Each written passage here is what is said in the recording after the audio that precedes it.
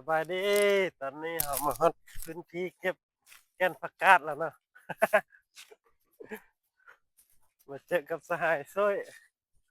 บ่ได้เจอกันหลายปีเป็น10 ปีแล้วมื้อนี้เพิ่นพามาเก็บแก่นผักกาดลองเบิ่งแก่นผักกาดบ้านเขาเป็นจั่งใดเนาะแก่นใหญ่แก่นน้อยนี่ๆเพิ่นพามาเก็บแก่นผักกาดบ้านพนทองเป็นจั่งใดเบิ่งเลยโอ้แก่นใหญ่นะนี่น่ะเก็บได้หมดบ่ให้ดูต้องได้เลือกอ่ะ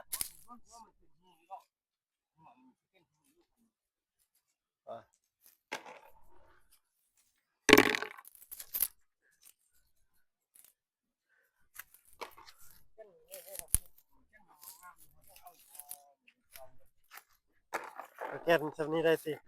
โอ้มันบ่ได้ล่ะอันนี้ได้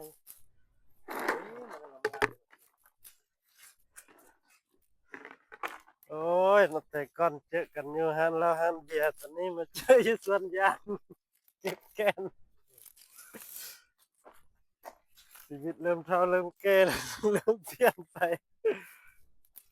เปลี่ยนไปเป็นคนละคนละได้เพิ่นก็ได้สังเกตนั่นดีว่า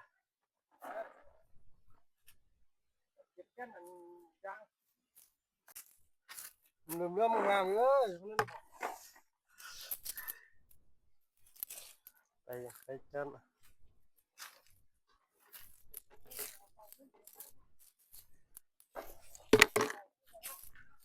คะแนนมันได้เลยลายเครื่องดีนี่อันนี้ยางเท่าแก่ซวยเพิ่นนั่นนี่เอาแอร์